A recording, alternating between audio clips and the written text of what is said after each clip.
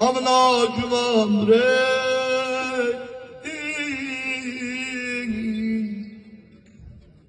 Tapılar mı bir hayasıyız Dana Hazreti Hudanın.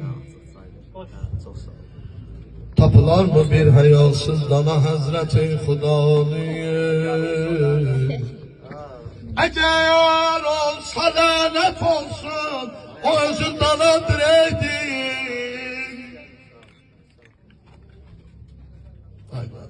Dünyaya sağ meyve elimin fedası yollar. Dünyaya sağ meyve elimin fedası yollar. Gemi qıssalar əsiri məni naçaban verdin. Adımın fədası Allah'ım sənə Resul-i Ekrem. Özü xətmi ənbiya diləbidir saçandır eydin.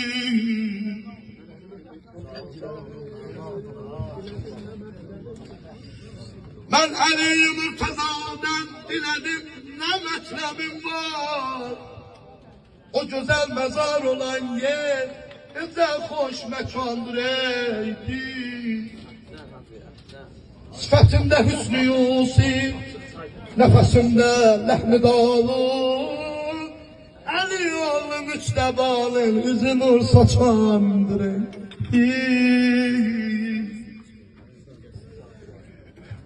Şah-ı Kerbela'ya mezarı bana kısmet etti Tanrı. O İmam Hüseyin'e billah başım ermağandır eydi. Hacı Yettin Arzu Kamer evvel fezlin mezarı. Hüseyin yanan yürekte Hüseyin can, cilayeler darıxır. Hanım Zeynep böyle seslendi yazın. Yanan yürekte Hüseyin can, cilayeler darıxır. Demeşke sal yolunu Zeynep'in beter darıxın. Sençiler necə ki axarın səfər darıxın. Məhərrəm çıxanda insan ürəyi partlayır, Allah kaş çıxmaz. Sençiler darıxın. Sençiler necə ki axarın sefer darıxın. Misafirin asaya axirin sefer darıxın. Ay bana bak. Sen hayanda görsün bir dağın üstün bulutlar alır. Yəqin bir o şəhrin içine bir nəfər darıxır. Sen bacın elə darıxır. Açan ayrı salıblar məni rüqeyyəmdən.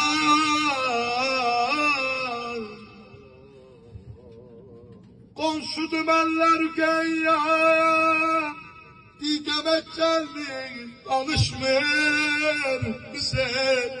Bilmirəm illət nədir, sənlə küsüb məndən barışmır.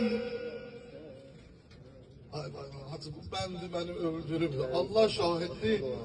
Rübab öləndə dedim getmə tək qalır Zeynep.